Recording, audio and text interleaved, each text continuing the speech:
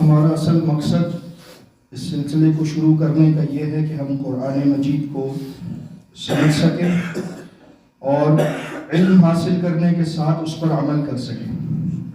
یہ مقصد کچھ بھی نہیں اگر عمل نہ ہوا، کیونکہ علم ایک ذریعہ ہے عمل تک پہنچنے کا۔ اگر آپ کی نیت عمل کی ہے تو علم حاصل کرنے کا مقصد پورا ہوگا، اور اگر نیت صرف سمجھنے کی ہے کہ بس جی خیر و برکت مل جائے گی، اللہ کے جو ہے وہ کلام کی محفل تھی، ہم بیٹھے تھے اور آ گئے، بڑا مزہ آیا، بڑا اچھا رہا، اور بس، تو کوئی فائدہ نہیں۔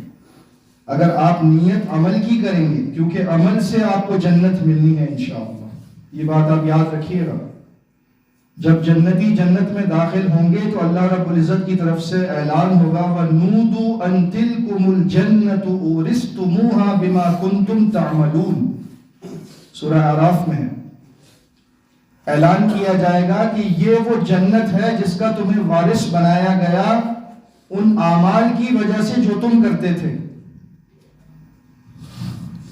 اب اعمال آپ کو جب کرنے ہیں تو اس کے لیے علم حاصل کرنا ہوگا، یہ علم حاصل کرنے کے لیے محفل ہے، اور اس پر عمل کرنے کی نیت آپ کریں گے انشاءاللہ۔ جتنے اخلاص کے ساتھ نیت کریں گے اتنا ہی آپ کے لیے عمل آسان ہو جائے گا۔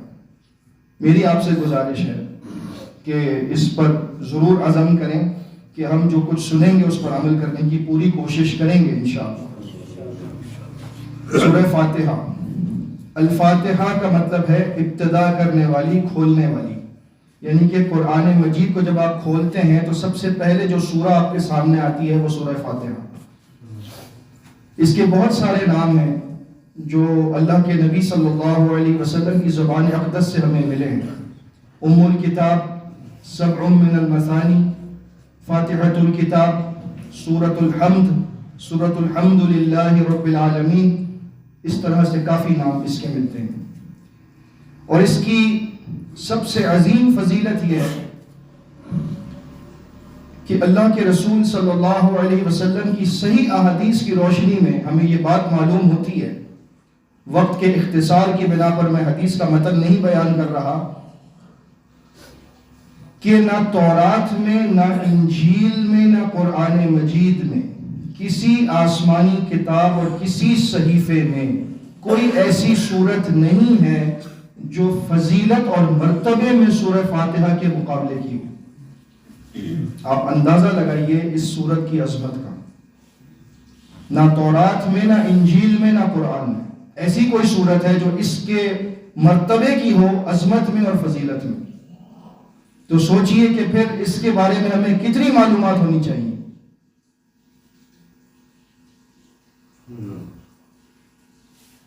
ابن عباس کی روایت جو صحیح بخاری میں ہے اس سے معلوم ہوتا ہے کہ اس سورت کے نزول کے لیے آسمان کا ایک ایسا دروازہ کھولا گیا جو اس دن سے پہلے کبھی نہیں کھولا گیا تھا۔ اس سورت کو لانے کے لیے اللہ نے ایک ایسا فرشتہ مقرر کیا تھا جو اس سے پہلے کبھی نازل نہیں ہوا، اور جبریل امین نے اس فرشتے کا تعارف کروایا اللہ کے رسول صلی اللہ علیہ وسلم کے سامنے کہ یہ وہ فرشتہ ہے جو آج سے پہلے کبھی نہیں آیا، یہ سورہ فاتحہ لے کر آیا ہے اور سورہ بقرہ کی آخری آیات لے کر آیا ہے۔ ابو ہریرہ رضی اللہ تعالیٰ عنہ فرماتے ہیں، صحیح مسلم کی حدیث ہے، کیونکہ سورہ فاتحہ کا ایک نام صلاۃ بھی ہے، صلاۃ معنی جسے ہم عرف عام میں نماز کہتے ہیں، سورہ فاتحہ کو ہی صلاۃ اور نماز کہا گیا ہے۔ تو اس حدیث میں جو الفاظ ہیں وہ یہ ہیں کہ ہر وہ نماز کے جس میں سورہ فاتحہ نہ تلاوت کی جائے فَهِيَ خِدَاجٌ فَهِيَ خِدَاجٌ فَهِيَ خِدَاجٌ غیر تمام، تو وہ نامکمل ہے، نامکمل ہے، نامکمل ہے۔ کون سی نماز؟ جس میں سورہ فاتحہ کی تلاوت نہ کی جائے۔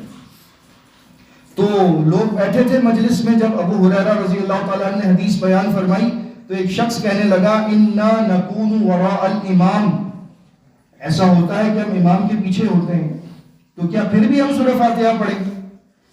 تو ابو ہریرہ رضی اللہ تعالیٰ عنہ نے فرمایا اقرأ بها فی نفسک، اپنے دل میں پڑھ لو، لیکن سورہ فاتحہ کو پڑھ لو۔ آ رہی بات سمجھ میں؟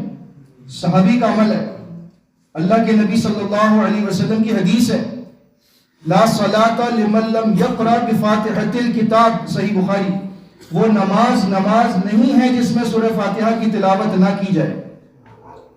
ابو داؤد کی ایک روایت ہے حسن سند سے، نبی صلی اللہ علیہ وسلم نے فرمایا لا تقرأوا بشيء من القرآن اذا جهرت الا بأم القرآن، جب میں بلند آواز سے نماز میں تلاوت کرتا ہوں تو تم میرے پیچھے قرآن میں سے کچھ نہ پڑھا کرو، خاموشی سے سنا کرو، غور سے سنا کرو، لیکن ایک چیز پڑھ سکتے ہو اور وہ پڑھنی بھی چاہیے، اور وہ ہے ام القرآن، سورہ فاتحہ۔ فَإِنَّهُ لَا صَلَاةَ لِمَن لَّمْ يَقْرَأْ بِهَا، کیونکہ اس کی نماز ہی نہیں ہے جس نے سورہ فاتحہ کی تلاوت نہیں کی۔ اب آپ سوچئے کہ کروڑوں انسانوں کی نمازیں ضائع ہونے کا اندیشہ ہے اگر یہ مسئلہ لوگوں کو معلوم نہ ہو کہ سورہ فاتحہ ہمیں پڑھنی ہے امام کے پیچھے۔ چنانچہ قرآن مجید کی تلاوت کے دوران خاموش رہنا، ادب سے سننا، اس کی نفی نہیں ہے، یقیناً یہ کام کرنا ہے، لیکن سورہ فاتحہ اس حکم سے مستثنی ہے، کیونکہ جس پر قرآن نازل ہوا اسی نے بتایا کہ یہ مستثنی ہے، میں نے نہیں بتایا، کسی امام نے نہیں بتایا، شریعت اللہ تعالیٰ نے نازل کی ہے، بتانے والے اللہ کے نبی صلی اللہ علیہ وسلم، جو وہ بتائیں گے وہ اللہ کی طرف سے ہے، اپنی مرضی سے کچھ نہیں کہتے۔ سورہ نجم میں اللہ نے فرمایا وَمَا يَنْطِقُ عَنِ الْهَوَىٰ، میرا نبی اپنی مرضی سے کچھ نہیں کہتا، ان ہوا الا وحی یوحیٰ، وہ جو کچھ بھی کہتا ہے وہ میری وحی کی روشنی میں کہتا ہے۔ اعوذ باللہ السمیع العلیم من الشیطان الرجیم من ہمزہ ونفخہ ونفثہ، بسم اللہ الرحمن الرحیم، الحمد للہ رب العالمین۔ اللہ کے نام کے ساتھ ابتدا ہے جو بے انتہا مہربان، نہایت رحم کرنے والا ہے۔ اللہ رب العزت نے قرآن مجید میں اپنے نام کے ساتھ جب بھی سورت کی ابتدا ہوگی بسم اللہ الرحمن الرحیم سے ہوگی، سوائے ایک سورت کے، وہ سورہ توبہ، سورہ براءت، اس کی ابتدا میں بسم اللہ الرحمن الرحیم نہیں ہے۔ اور قرآن مجید میں کل 114 سورتیں ہیں، ہر سورت کی ابتدا میں بسم اللہ ہے، لیکن سورہ توبہ کی ابتدا میں نہیں ہے۔ اور یہ 114 بسم اللہ الرحمن الرحیم بھی قرآن میں موجود ہیں۔ وہ کیسے کہ ایک جو بسم اللہ الرحمن الرحیم سورہ توبہ کی ابتدا میں نہیں ہے، وہ اس آیت میں ہے وَإِنَّهُ مِن سُلَيْمَانَ وَإِنَّهُ بسم اللہ الرحمن الرحیم، کہ ملکہ سبا نے کہا کہ یہ خط سلیمان علیہ السلام کے پاس سے آیا ہے اور اس کی ابتدا میں لکھا ہے بسم اللہ الرحمن الرحیم۔ 114 پورے ہو گئے، الحمدللہ۔ الحمد، سب تعریف، ہر قسم کی تعریف جو کی جا سکتی ہے اس کی جو تعریف کا حقدار ہے، ہر قسم کی وہ تعریف صرف للہ، اللہ کے لیے۔ اور اللہ کون ہے؟ رب العالمین، جو جہانوں کا پالنے والا ہے، پیدا کر کے، پرورش کر کے، ہر تخلیق کو اپنی حد کمال تک پہنچانے والا، اور پھر اس کو زوال پذیر کرنے والا، جسے چاہا عروج دیا، جسے چاہا زوال دیا، جسے چاہا عزت دی، جسے چاہا ذلت دی۔ ہر چیز کا مالک اللہ ہے۔ یہ عقیدہ قرآن مجید کی ابتدا میں ہمیں بتا دیا گیا، لیکن ہم کیا کرتے ہیں؟ کلمہ پڑھتے ہیں، قرآن کو مانتے ہیں، لیکن پھر بھی ہم یہ سمجھتے ہیں بہت سے لوگ کہ اللہ کے علاوہ بھی لوگ ہیں جو یہ کام کر سکتے ہیں، جن کو کائنات میں تصرف حاصل ہے، جو ہماری بگڑی کو بنا سکتے ہیں، جو ہمیں کچھ دے سکتے ہیں، جن سے ہم مانگے تو مل جاتا ہے۔ تو رب العالمین کیا ہوا؟ رب العالمین صرف ایک ہے، دوسرا کوئی نہیں ہے، اس کی ٹکر کا کوئی نہیں ہے، جو سورج کو نکالتا ہے مشرق سے اور مغرب میں اس کو غروب کرتا ہے۔ اگر دو ہوتے الہ تو ان میں ضرور اختلاف ہوتا کبھی، اور کائنات کا نظام تباہ ہو جاتا۔ ایک کہتا میں مشرق سے نکالوں گا، دوسرا کہتا نہیں میں مغرب سے نکال کر دکھاؤں گا۔ ایک کہتا آج چاند نہیں نکلے گا، اور آپس میں اختلاف کی وجہ سے کائنات تباہ ہو جاتی۔ لیکن اس کائنات میں جو ایک نظم و ضبط ہے، اس کی وجہ یہ ہے کہ اس کا پیدا کرنے والا اکیلا تنہا ہے اور اسی کے قبضہ قدرت میں سب کچھ ہے، نہ کوئی اس کی برابری کا ہے، نہ کوئی اس کی ٹکر کا ہے، نہ کوئی اس سے الجھ سکتا ہے، نہ کوئی اس سے کچھ اپنی بات منوا سکتا ہے جب تک وہ فیصلہ نہ کرے۔